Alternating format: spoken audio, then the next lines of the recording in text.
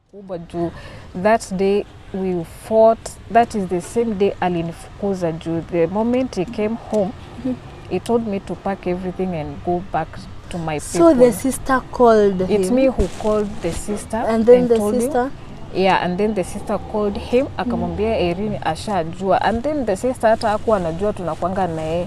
The sister knew the other woman. Alikuwa anajua huyo ndiye bwanake. Huyo ndio bibi yao. Like na wewe ulikuwa ushapelekwa home kwao? Nilikuwa nishapelekwa but sasa kutoka nipelekwa sijaipelekwa tena. Niko tu hapo. Okay. So during this time vizuri. We. Tena to make matters worse. Kuna kitu walikuwa wameweka ndani, I think ya kushikilia bleeding. Ilikuwa kuna kitu walikuwa wananifinyilia ndani. Nashanga ni nini? Na the more nifinyilia ndio nasikia uchungu mwingi. Imagine mali umetolewa kitu, umefanywa operation na kuna kitu inagwara hapo ndani. So sorry that you had to go all through that. Vile walimaliza wakatoka, nilijifungua hiyo nini vizuri. Niangalie gown. Gown ilikuwa inakaa red, damu tupu.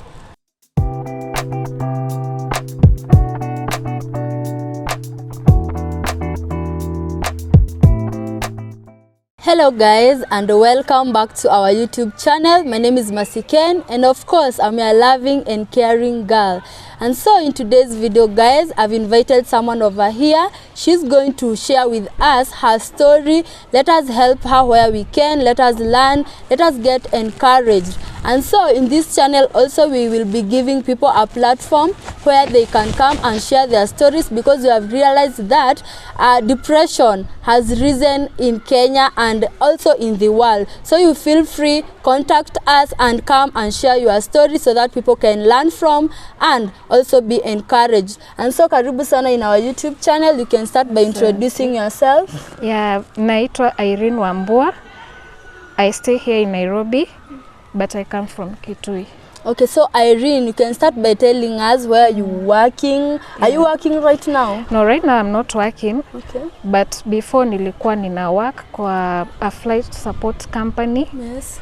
I have been working for around 2 years, but due to my infertility situation, it can cost that job last year.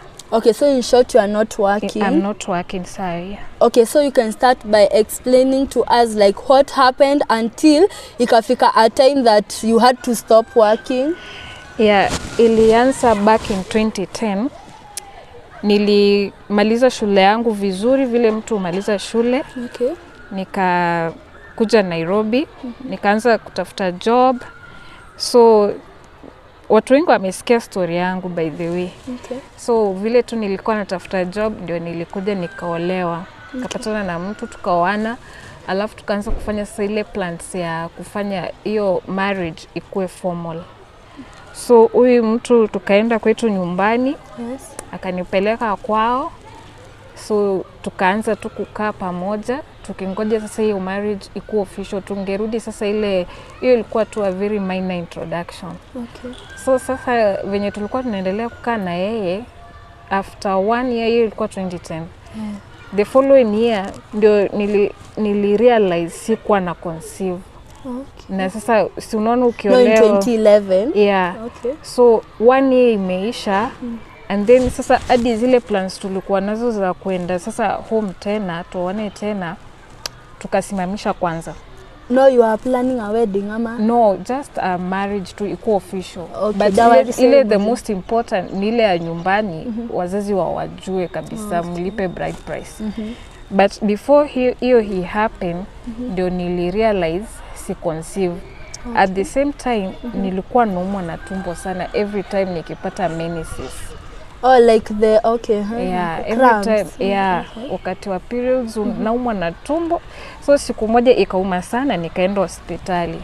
Nikaulizwa kama niko na mtoto, nikasema sina mtoto. Okay, na sasa hii kuumwa hata bado ukiwa shuleni bado ilikuwa inauma hivyo? Ilikuwa tu inauma. Okay. But sasa ni vile sasa as time ilikuwa ikaendelea sasa niuma kabisa. Yeah, so nikaenda hospitali, nikapimwa, nikaambiwa niko na fibroid hiyo time. Tena nikaambiwa niende nipimwe tena, nikaambiwa pia niko na fibroid na tubes zangu ni blocked. Sasa ndio wakati my husband alijua hizo shida zote ziko, ile mpango ya kuoana ilisimama kwanza. So yeye mwenyewe akasimamisha. Alikwambia ama aliambia wazazi? Hakuna mtu, ili happen tu. Hakuna, yani ukaanza kuona hiyo mambo ikachange, ikakuwa sasa hata ame lose hope na mimi. Ni kama hata yeye ameona huyu msichana ni kama anaweza kosa kunipea mtoto ama sijui kile alifikiria, but ilisimama. Na mimi pia sasa nikaanza kuconcentrate na vile nitapona. Ndio hii shida nimeambiwa niko nayo, nione itaenda aje.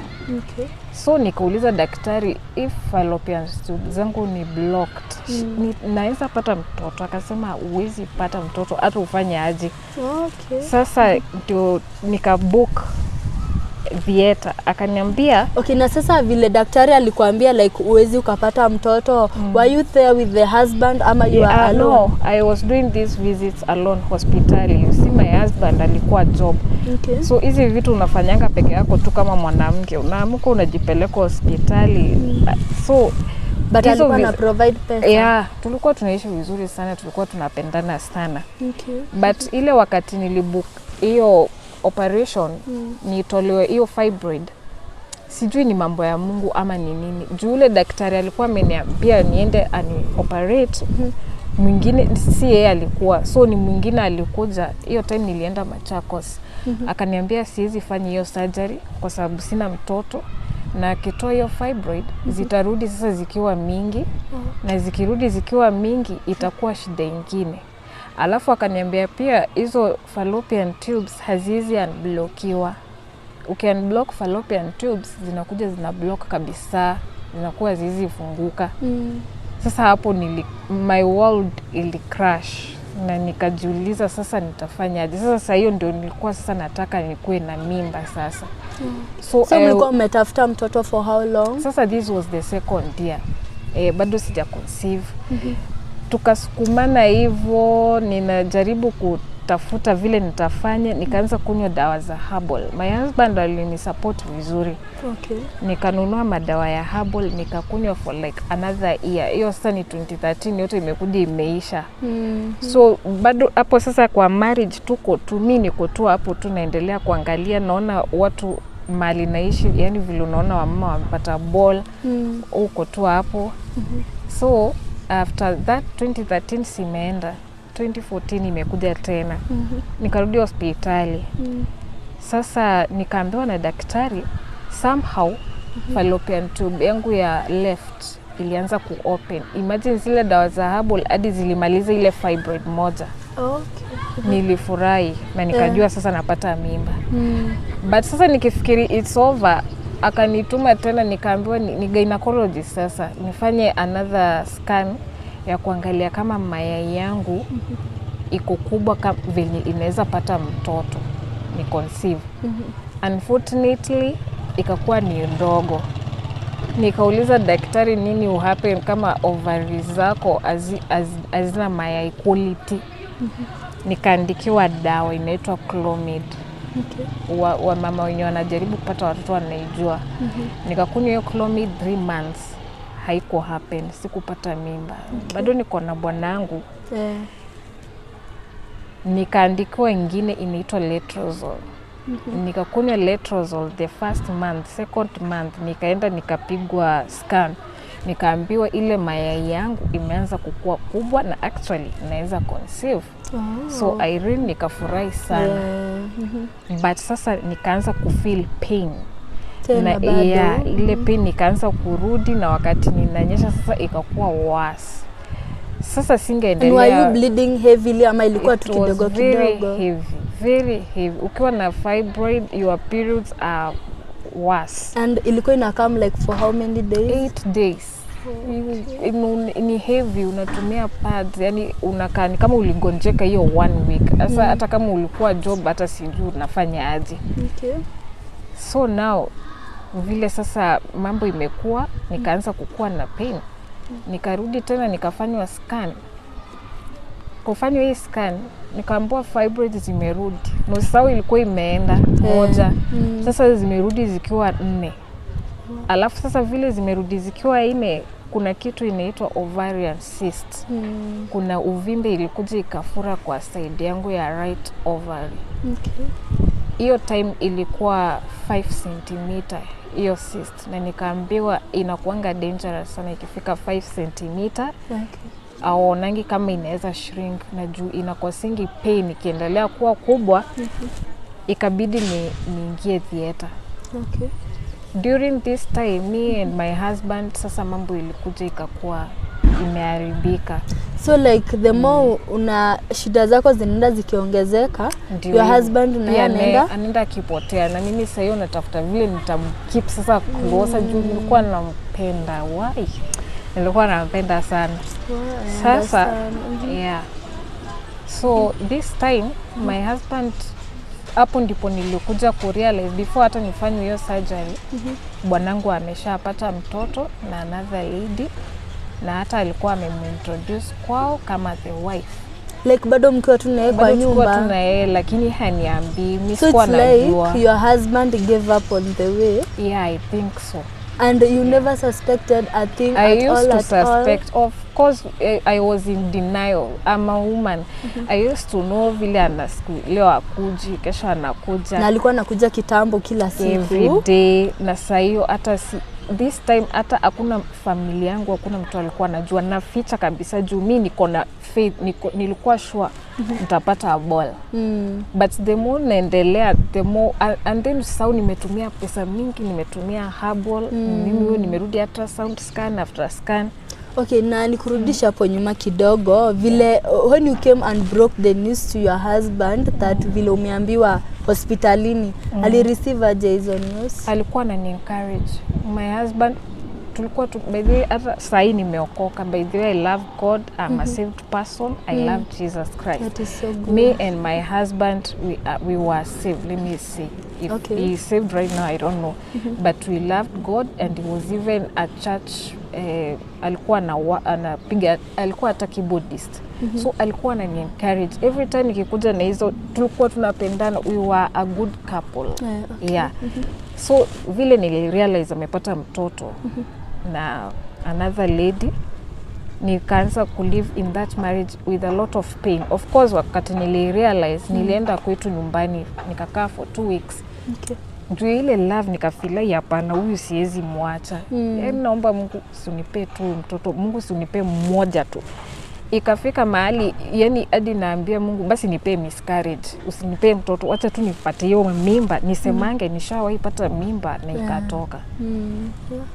Vile my husband alipata mtoto, hiyo kitu ilinimaliza nguvu.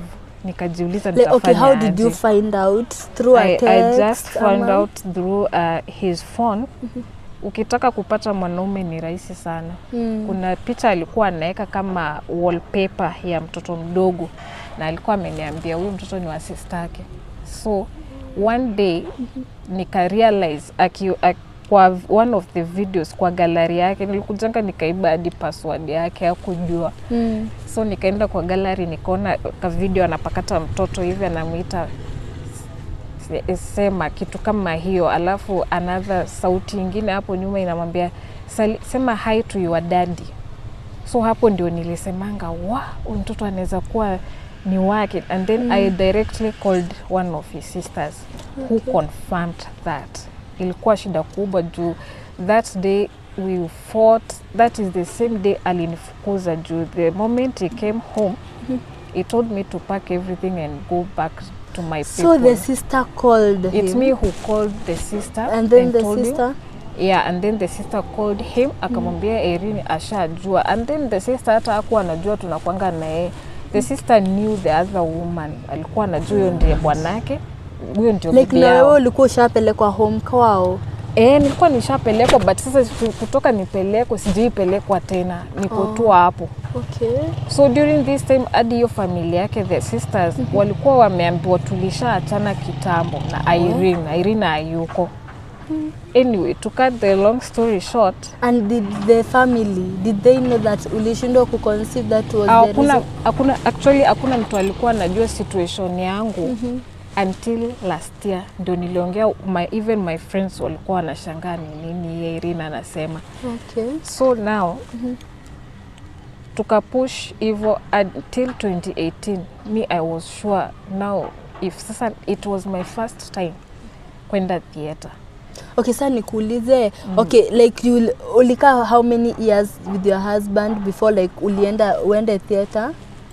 2018 ilikuwa now the 8th year because so for we 8 met years, in 2010. Okay, so for 8 years you had been living together? Yes, and still I pushed on 2 more years. Okay, so 10 when years. I did for when I went for this surgery in 2018, I was with my husband.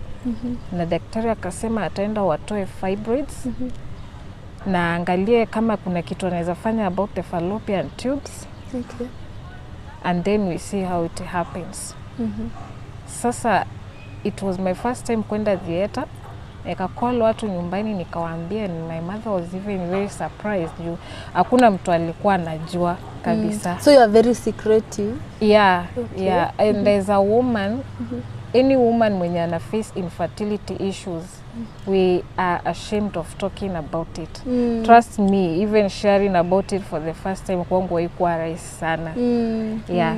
So vile nilienda tukafanya hiyo surgery, my husband was right there with me. And nikatoka theater, nikamaliza 3 days as usual hospitali na nikarudi nyumbani. Nikaambiwa na daktari, ukikaa 1 week ama 2 rudi clinic. Nitakwambia vile tulifanya. After 2 weeks nikarudi clinic. Daktari akaniambia nilikutoa fibroids na nikatoa ile cysts ilikuwa kwa your right side. I was like, but alikuwa amesema hatatoa fibroids, akasema zilikuwa kubwa. Aliona atoe zile fibroids. Lakini akaniambia kuna shida moja.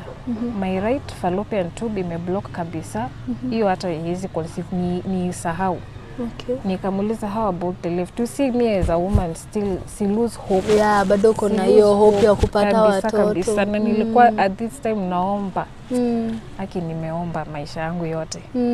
Sasa aliponiambia hivyo, nikamuuliza what can I do now? Akaniambia go and try to conceive. Your left tube by the way is open. I tried opening it. I don't know what he told me, lakini akaniambia enda jaribu sasa conceive. I think things will be fine because now hauna fibroid. Try haraka ukapche hiyo pregnancy before fibroids zirudi. Nilirudi nyumbani Irene. Nikaeka 1 month, 2 months. Akuna trying. And I'm with my husband, but things are so bad between me and him. It's a man I loved, and I even up to date I feel bad talking about him on his negative side to people. He was not a bad person, number one. He was a good person. Na huwa naona ni kama napaswa kujiblame. Of course pasi kujiblame, but najiambianga if ningekuwa kama mwanamke mwingine yote kwa dunia na nipate ball, maybe mpaka waleo ningekuwa na huyo bwana. But nikwambie, unajua vitu zingine, God is the one that blesses someone with a child. That one you know some things, it's out of nature. It wasn't your fault and it wasn't his fault. So like Kenya tu minaweza kuambia just like accept it too. Yeah, I did that. No, hii nasema by then. Then that is how I was thinking about it. Right now I'm a very strong person, by the way. 2019 ilibidi tuachane sasa na bwana yangu. Ikakuwa tu tuko pamoja. So like vile alikuja akakufukuza ndo mliachana? Hapana. Okay.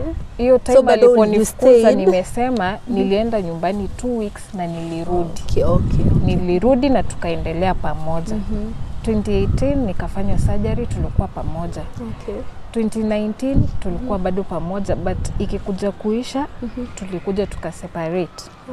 Nika move to a smaller house.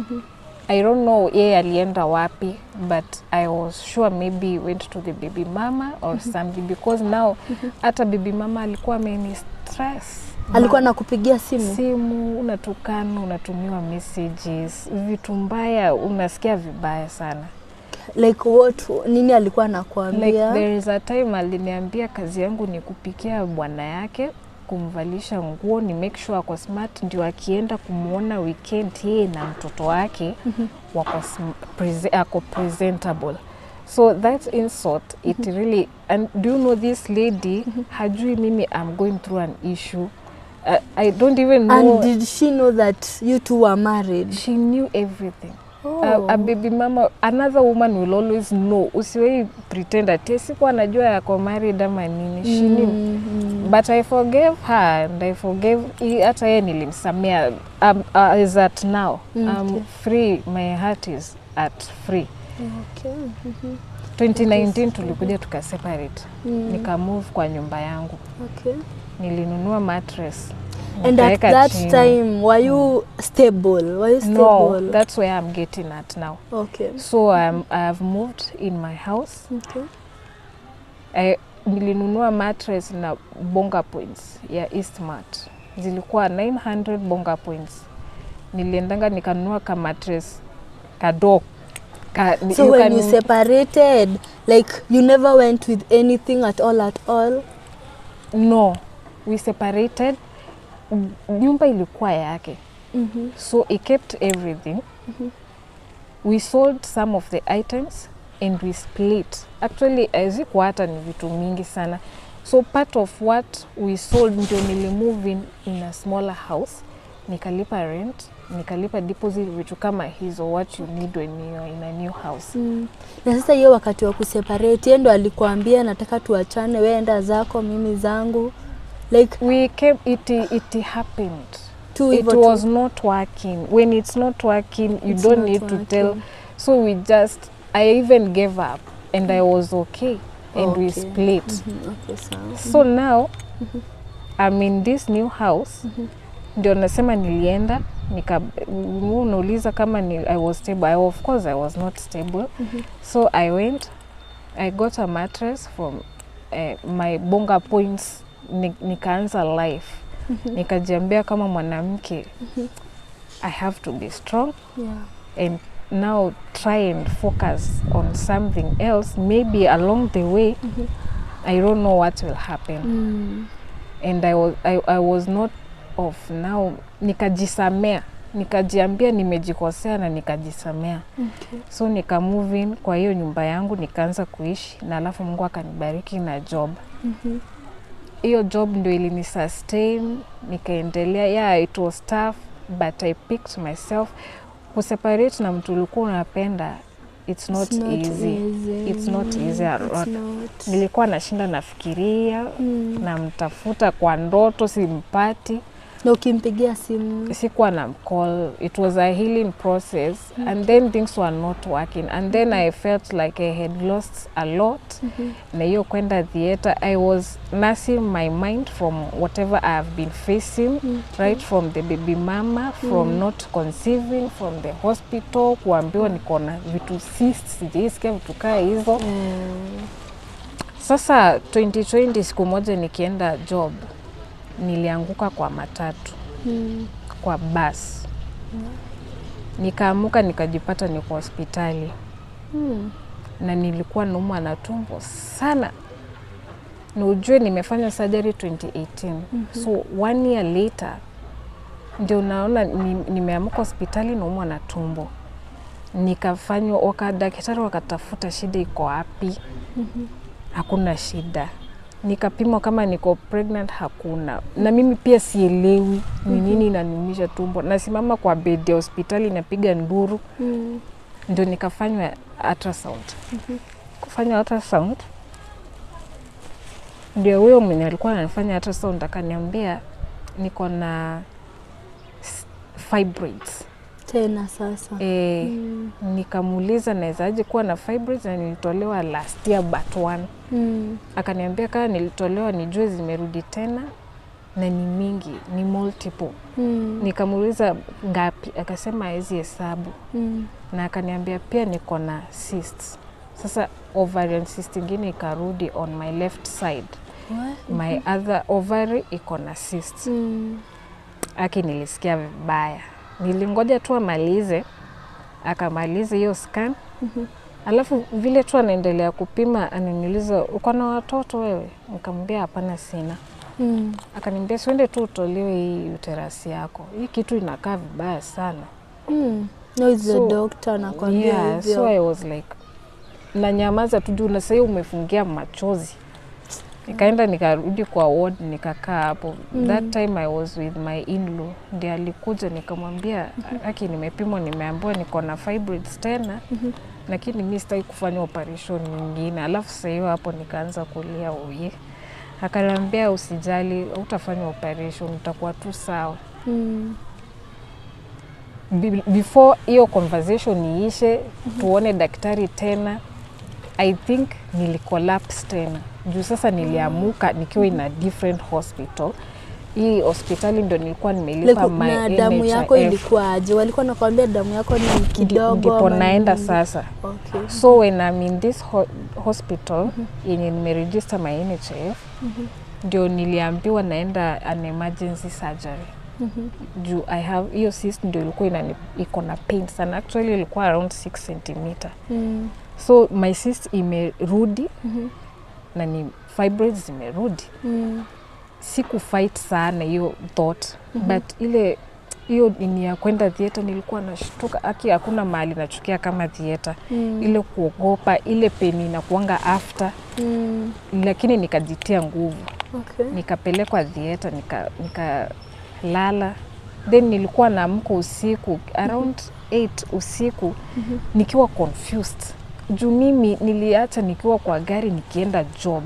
Lakini sasa siko job, ni kama niko hospitali nasikia daktari anaongea. Then ndio nilisikia a friend of mine amekuja akanishika mkono hivi. Hai nilifurahi, akaniita Irene. Nilisikia vizuri, nilikuwa nataka mtu yote ataongea na mimi mwenye si daktari. Nilifurahi tu kusikia sauti ya a friend. Na this time ujue sasa sina bwana yangu. Najua the first time I was with my husband. Sasa hii ni surgery ingine. I'm so lonely. Nikiimagine ni ya nini tena ni the same thing. So hearing this friend's voice, I was so happy, and actually I refused to let go of her hand. Nilimshika tu hivi, akitaka kutoa nilimshika tu.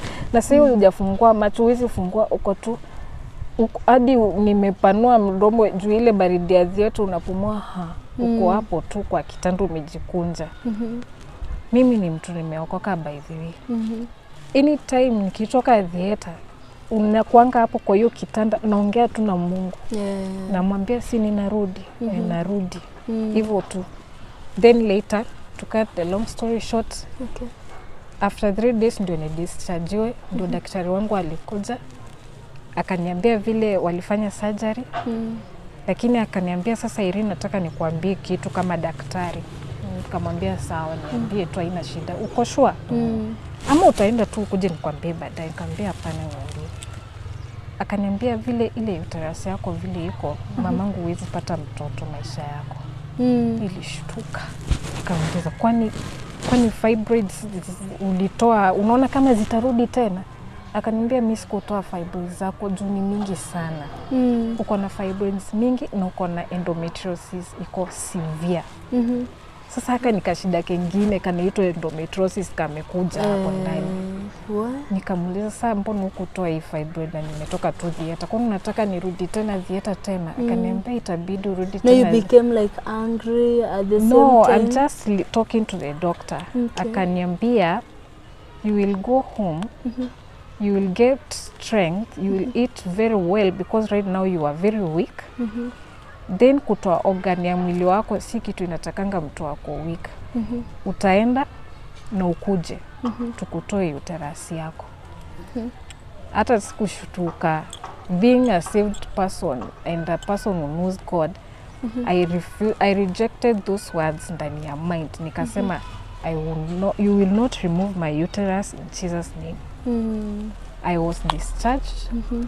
Na nikabeba handbag yangu nikarudi kwangu. Nikiingia kwangu nilifungua hiyo mlango. Na niko peke yangu bado, ujue bwana hayuko. This time I'm alone. Niliingia kwa hiyo nyumba nikaangalia hiyo handbag, niko na ile lunch nilikuwa nimebeba 3 days ago. Na saa hii sina hiyo, ndio hii actually imeharibika. Naona handbag yangu nikaangalia ile nyumba yangu, kale kama mattress kangu hapo chini, nikakaambia imagine nimerudi, nilikuwa naenda job na sasa 3 days later nimerudi with a stitched stomach. Oh my God. To make matters worse, daktari akaniambia yule alinifanyia surgery ya kwanza alishanitoa ovari yangu na my right fallopian tube.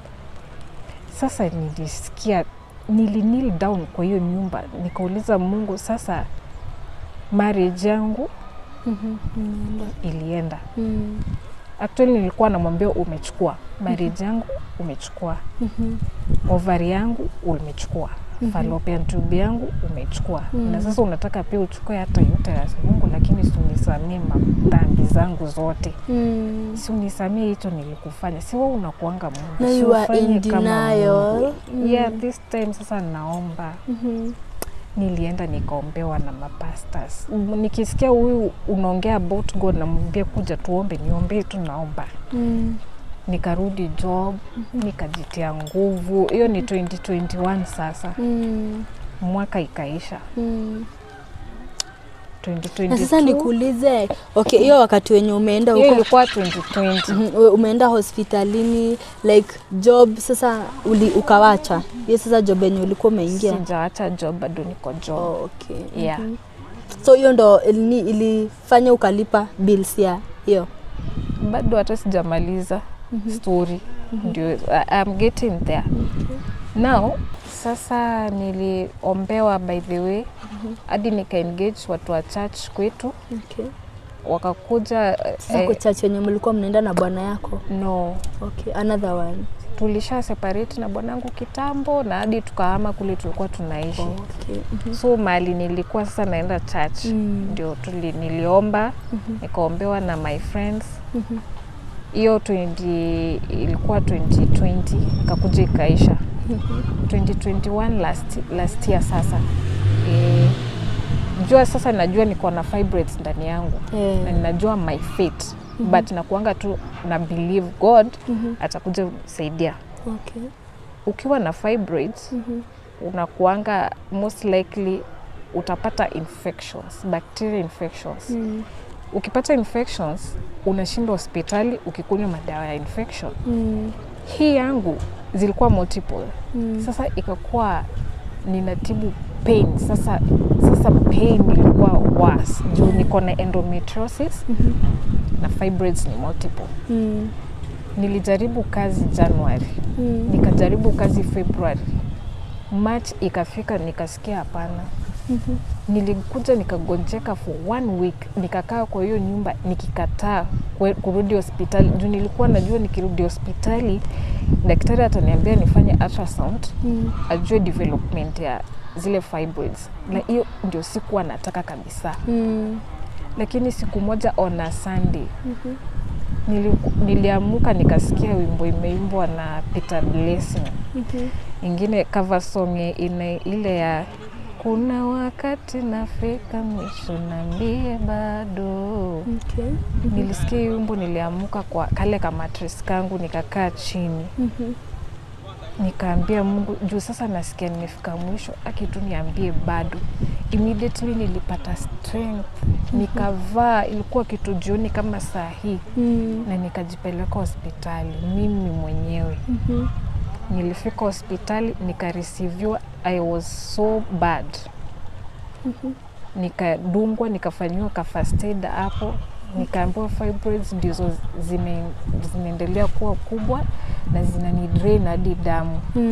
So I had no option. Alafu ile infection zilikuwa zimekuwa too much. So uko tu in pain, tumbo inakuuma, uko unasikia tu vibaya, kizunguzungu. Nikaadmitiwa 1 week warm up ya kutibiwa ile pain na nistabiliziwe ndio nipelekwe. Sasa hiyo ni hospitali gani? Siwezi taja hiyo hospitali. Yeah, so nilistabiliziwa 1 week kwa ward. Lakini hiyo time sasa familia yangu walikuwa wanafikiri na jipretend, ama walikuwa wanafikiri si kitu serious sana. So kulikuwa tukakuja tukakuwa tusikizani. So bado nilikuwa peke yangu bado. Hiyo 1 week ilipoisha ndio nika prepare, nilienda theater on a Monday. nikaambiwa nurse mwenye aliniprepare hiyo siku 5. Lakini nilikuwa nikaa naenda mazishi ya mtu. Nilikuwa sad, very sad. Nilikuwa nimeongea na rafiki yangu, kijana tu mdogo, nikamwambia akitoka anakuanga church tu bado. Okay. Nikamwambia sina mtu wa kuniangalia. Wewe kuja ukue na mimi unireceive nikitoka theater. Juu sitakuwa na mtu. Na nilijipea strength. Do I know when I come from theater, you either meet someone from home, and then the first time I met my husband, the other time I had my in-law, but this time I'm alone. So nilikuwa niende theater saa 3, but nikaambiwa kuna mama anaenda kufanywa CS, ni mgoje. I was okay. Then nikifikiri sasa ndio mimi next, nikaambiwa ngoja Irene, kuna CS ingine inataka emergency, wacha tupeleke huyu pia. Mahali niko, hiyo place room niko ni room ya wale wa mama wamezaa. So imagine uko hapo, zilifanywa CS karibu 6 nikiwa hapo. Yani unaona tu mama amekuja hapo, anavurutwa kwa na mimba, anaingia theater, anatoka nasa amembebea mtoto wake, huyu anaenda anawekwa kwa wodi yake kitanda amelala. Yani tutoto tulikuwa tunashinda kulia hapo saa yote, na mimi niko hapo na gauni yangu ya green naenda kutolewa, si mtoto. Mimi naenda kutolewa ile kitu naweza peana mtoto. Aki hiyo siku ilikuwa mbaya. Niliingia hiyo theater kitu saa 6. Kukaa tu kuingia hiyo room, hadi smell naisikia hadi saa hii. Hizo madawa za theater nazisikia. Nilikuwa sitaki kukaa kwako kakitanda tena, nakachukia. Kana kuanga kakitanda naro, yani unalala like please, mikono ni kama unakaa. Nilisumbuana nao madaktari, anesthetist, niliwaambia sitaki kulala. Si mmefanya watu wa CS wakiwa wamefungua macho mnawatoa watoto. Basi mimi munigandishe, mfanye nikiwa naangalia. Waliangaliana wote because it was, I think I had to sleep totally. Yeah. They had to beg me to sleep. Yeah. One nurse ndio akakuja, akaangalia akaona nalia. Akaniuliza Irene, sasa jamini mbona unalia? Nikamwambia ni pain iko mingi kwa tumbo. So hiyo actually sikuwa nalia, ni pain. Nilikuwa tu nafikiri venye life yangu imekuwa. Yani Mungu uliniumba nikiwa msichana. Nikafikiria tu kama any other woman, siku moja nitakuwa na family, watoto. Nikaanza kuona my husband vile tuliachana, nikaona marriage yangu. Nikajiona nikiwa kwa kitchen najipikia, nikajiona nikiwa tu job nafanya kazi, nikajiona nikiwa mahali kwingi, na sasa niko kale kakitanda mara ya 3. Na hii ni organ sawa wanatoa, si fibroid. Aki nilikuwa na sijui. Tena sitaki, bado naambia Mungu aki nisikufe. Nitoke sawa. Walisema hata sina damu. Mungu nitoke. Mimi najua tu utanifanyia miracle. Hata watatoa uterus, watatoa fibroids peke yake. Nilijipea hiyo hope, na immediately nililala. So all along you have been very, very hopeful. Yes, nilikuwa nimeomba na nikaita pastor wengine tukaomba, nikaambia Mungu mimi niko sure ulikuwa unanijaribu. So mimi niko sure daktari ataenda atoe fibroids na nitatoka bado ni ile uterus yangu. Mimi nilikuwa sure.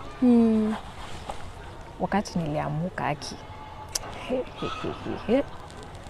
Sikuelewa kwanza kitu ya kwanza niko wapi, lakini ni tumbo ilikuwa tu naumwa na sikio. Hata vile umeamka bado unaumwa. Kwanza this time hii theater nimeamuka haraka kuliko the other times. Na sielewi mbona ninaamka haraka, alafu uchungu nilikuwa natandika ule kijana na mgwara huko. Ananishika, ananiambia Irene turudi utaanguka. Anajaribu kunirudisha kwa bed na chapa na mbele, nasikia uchungu.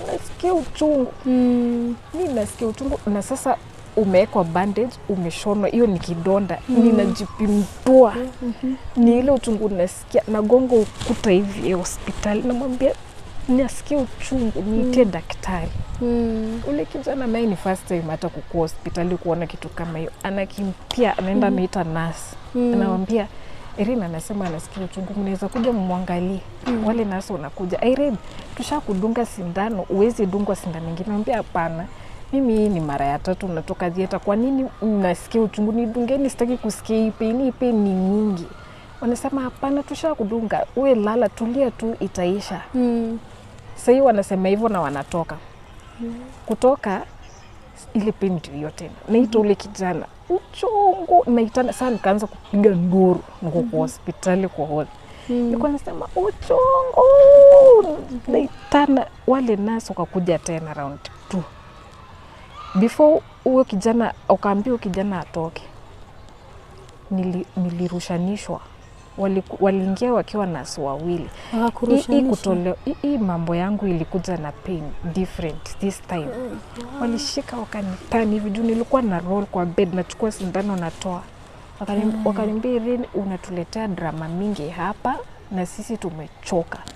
Hii uchungu unasema unasikia, lala, itaisha na tukudungi dawa wengine. Lakini ule kijana akiwa wanaongea vizuri. Plus, hawa ni watu walikuwa wameniona nimelala hospitali 1 week. Sina mtu wa home. Walikuwa wanajua niko tu peke yangu, hakuna mtu atauliza. So they did not care. So I understand now why you cannot mention the hospital. Yeah. One aki huyu nasi mali yako tu. Aki mali yuko tu na ni mama. Oi. Alichukua wakanispread miguu. Na sasa hiyo uko na catheter. Ile catheter all this time ilikuwa inakaa damu ndani. Sina kuangalia urine kama iko urine. Yangu ilikuwa red. Huyu kijana alikuwa traumatized. Anaona vitu hajiona. Anaona tu kitu Irene amewekwa na ndani inakaa damu. Hata mimi sasa kuna mahali nilijaribu. Vile tu alinirusha hivi ni face juu. Nilifungua hadi macho. Unajua uko kwa dawa bado haijaisha. Nilimanage nikafungua macho kidogo niwaangalie, ni ule uchungu ikakuwa hata siwezi lia, hata singepiga nduru tena. Mmoja akanispread mguu na huyo mwingine akamwambia hebu shika hiyo, na wakaanza kuongea. Niko tu hapo naambia Mungu, sasa si unichukue mimi, si nilikuwa nimekwambia nataka kutoka nikiwa hai, please nimechoka na life, nichukue mimi, sitaki hata kuishi, nichukulie hii maisha, sitaki kabisa. No, at that point you give wanataka kukufa. Ningeona kuna button, ingekuwa kuna button unge click hivi ya death, ninge click saa hiyo. Sasa wananispread, huyu mmoja anasukumia kitu, ile catheter juu venye na roll ilikuwa imeanza kutoka. Sasa ile ilikuwa inafinyiliwa hivi vizuri. Wewe tena to make matters worse. Kuna kitu walikuwa wameweka ndani, I think ya kushikilia bleeding. Ilikuwa kuna kitu walikuwa wananifinyilia ndani. Nashanga ni nini? Na demo anifinyilia ndio nasikia uchungu mwingi. Imagine mali umetolewa kitu, umefanywa operation na kuna kitu inagwara hapo ndani. So sorry that you had to go all through that. Vile walimaliza wakatoka, nilijifungua hiyo nini vizuri. Niangalie gown ilikuwa inakaa red, damu tupu. Hapo nikaangalia hospitalini. Sasa masista wako hakuna mtu alikuwa amekuja, bado tu niko na huyo kijana. Like hata ukiwaambia umelazwa, hakuna mtu alikuwa amekuja na mimi. Are you the first born in your family? Tuko wengi kwetu.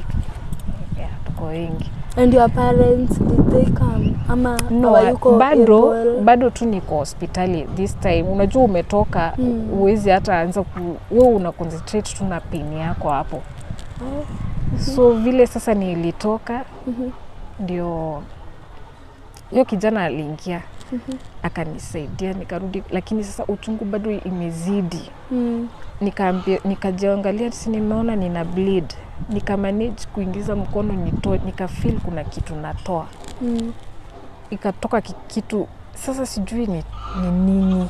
Mimi akiadi walewa sijui ni nini. Kitu inakaa clothish. I think hawakutaka kuniweka pad. So wakaingiza kitu ndani itapile damu. I know it's a nini. Nimeelewa nini. A gauze. Jua ni nini. Hiyo ni gauze. Ilikuwa inakaa neti. It's a gauze. Ndio, na ilikuwa imejaa, ilikuwa tu imesoka. Ndio nilivuruta ikatoka hadi nikafeel tumbo imerelax kidogo. Then it's like switch off. It's like I collapsed tu, nililala tu hapo.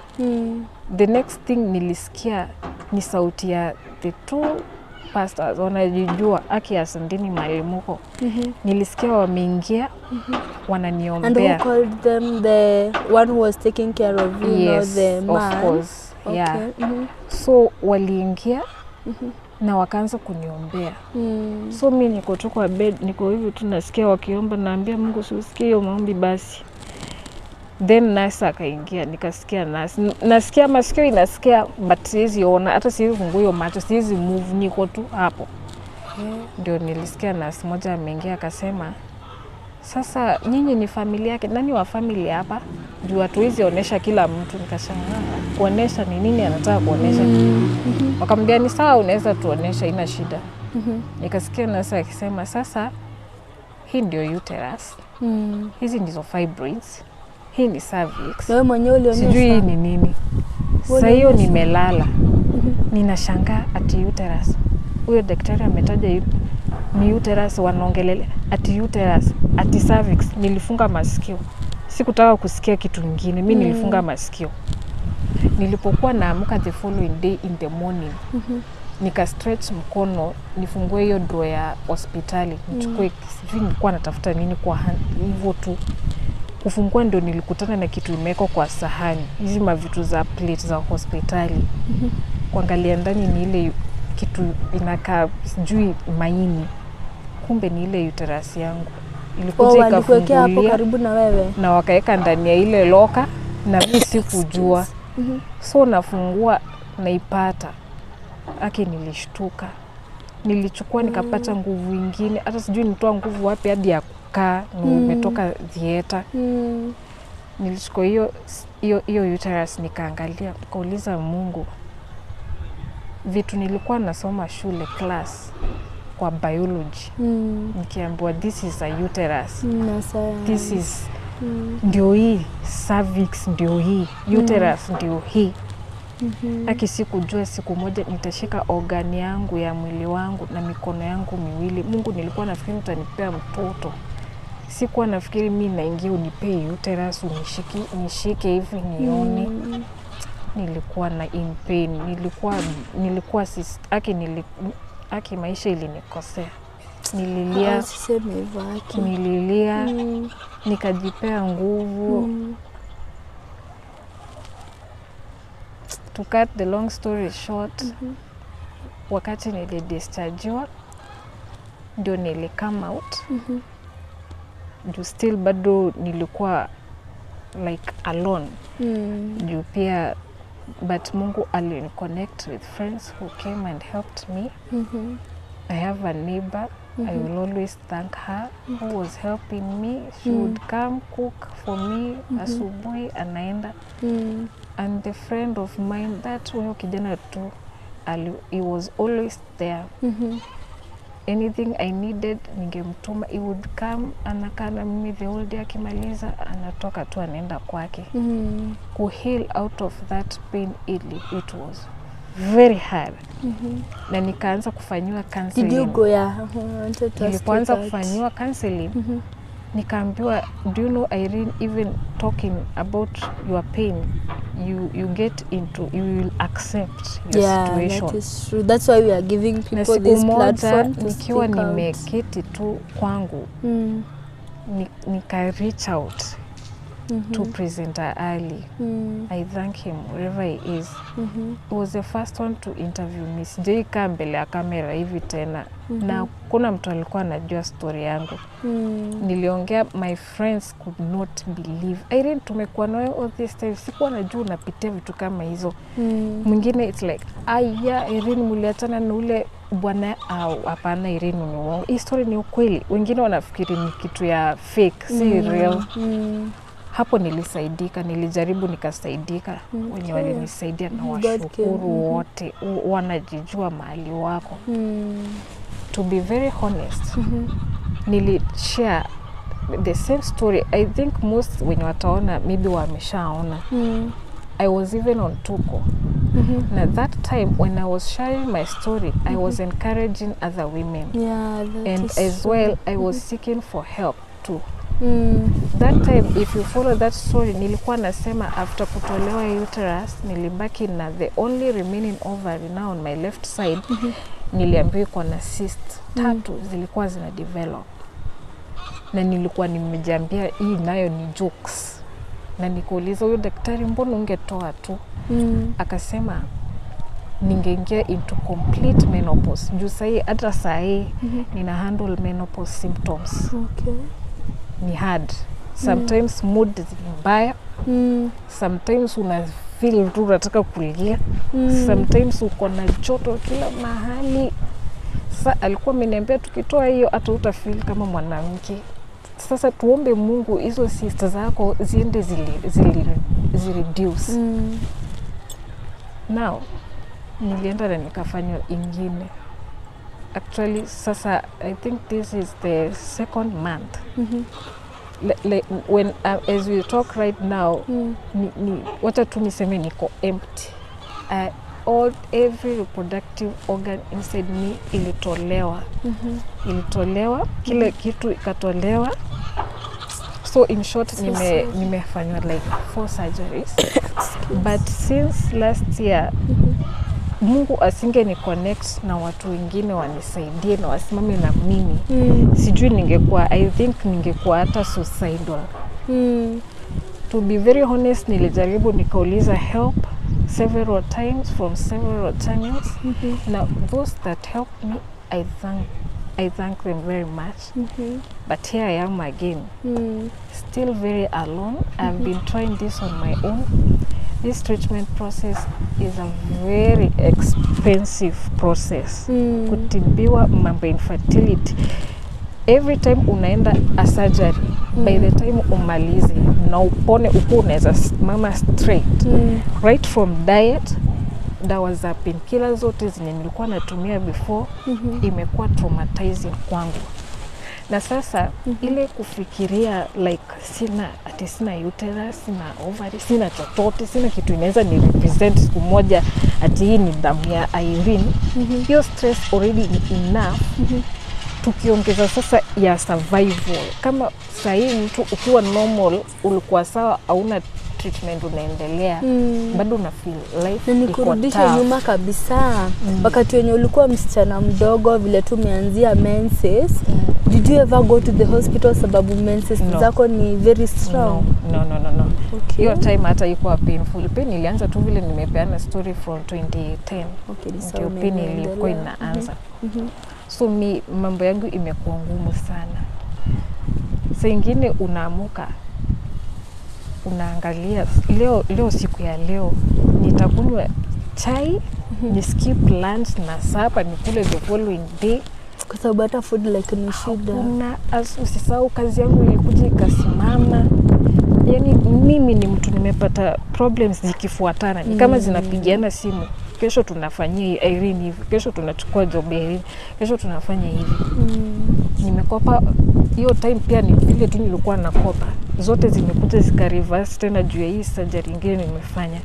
Ukikopa huyu unachukua unalipa huyo. Ukimrudishia unarudi kule. Ukienda kule ameko block. Yani una live maisha iko na shame. Saa nyingine unaitisha mtu anakuambia Irene sina leo. And your family like neglected you kabisa. So like you no longer call them like to ask for help? For now, I can't talk about my family because they are people that I love very much. Wherever they are, the only thing I can say about my family is I love them. Mahali wako. And whatever happened, you know, I think the reason as to why I'm asking you like your family doesn't like come through, nakuuliza kama family yako huwa ina come through, is because like you are saying like affording 3 meals it's like impossible. For now, I'm saying for now, I have walked this journey alone since last year, March 22nd, when I went to theater, I have been alone. Okay. The reason why I'm alone, hata mimi sijui. Hiyo swali unaniuliza hata mimi naweza taka niulize mtu anijibu. I don't know kama ni kuchoka ama I don't know.